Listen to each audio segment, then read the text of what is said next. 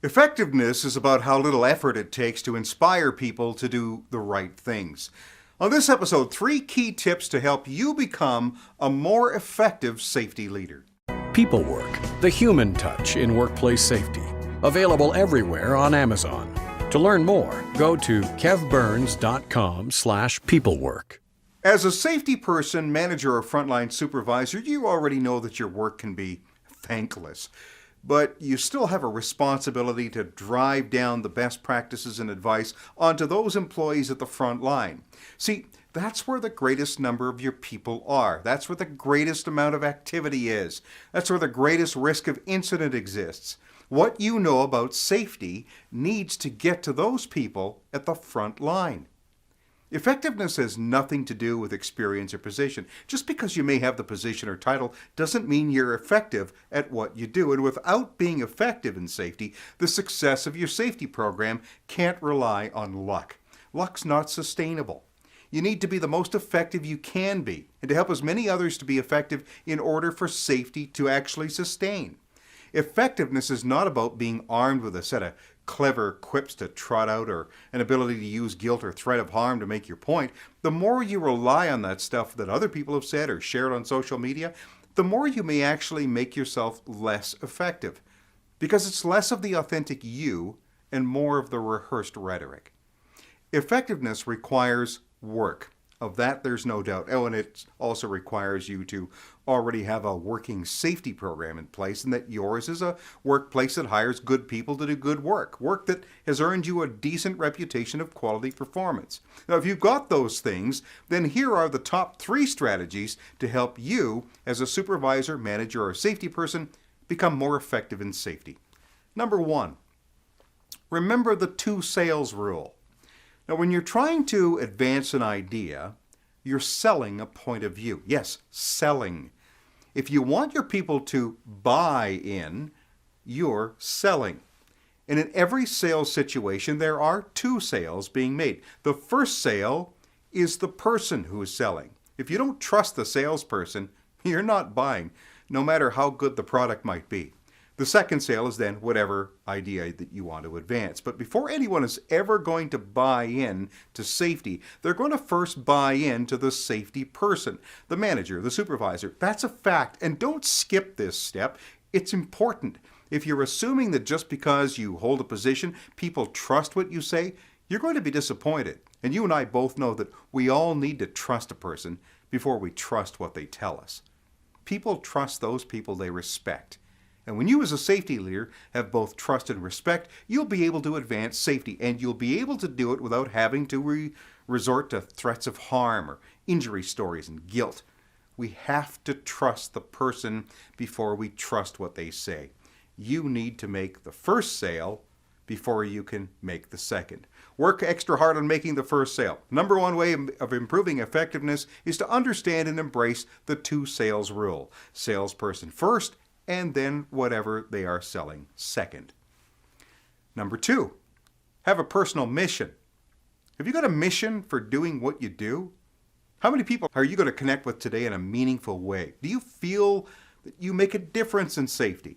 And why is safety important to you? And why should employees care about the safety program outside of the, not getting hurt thing? What's your mission? Companies have a mission statement. You'll find them usually posted in the lobby for customers and clients to read. What's your personal mission for safety? You need to be able to clearly define why you do what you do and why safety is important. It'll help you with point number 1, the respect and trust thing. When you have a passion for making a difference, for helping people to live better lives, to help them become exceptional employees, you have a reason for getting up in the morning. But how do you get to that? Well, you start with a list of things that keep you up at night. Your mission needs to be a plan for overcoming that list. Write down what scares you, what keeps you up at night as it relates to safety. Then make your mission to eradicate everything on that list, and see if that doesn't change the way you view and do the job. It'll change your effectiveness. Second way to become more effective is to develop your own mission statement for how you will change minds in safety. And finally, number 3, raise your expectations. What can your people expect from you? That's why you create a mission statement. It helps you to identify your expectations for yourself. Once you've identified your own expectations for yourself, then you can lay out your clear expectations of them, and in that order only. You first, them second. If you are clear on your own expectations for yourself, then you can develop the expectations that you have of them. If you don't have your own expectations for yourself, your people won't know what to expect. But when you're clear about your self-expectations, then you can be very clear about how you expect your people to help you get there.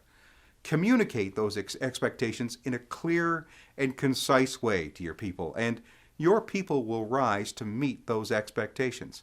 Communication, though, is a big part of expectations. Effective communication is essential. So here's what you need to know about communication and why most of it is not effective.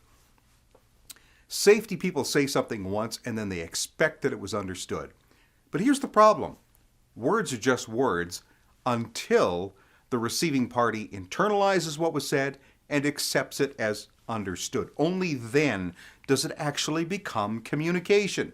And the more words you use, the more confusing your communication becomes. That's why throwing out statistics at a safety meeting is not effective communication. It's just more noise. Stats don't help people become more effective or to act with purpose. You have to be clear and concise. Use fewer words to make your point. The more words you use, the more you confuse. So instead of a lot of words and noise, communicate the one or two things that you expect from each person. And don't be surprised when your people do exactly that.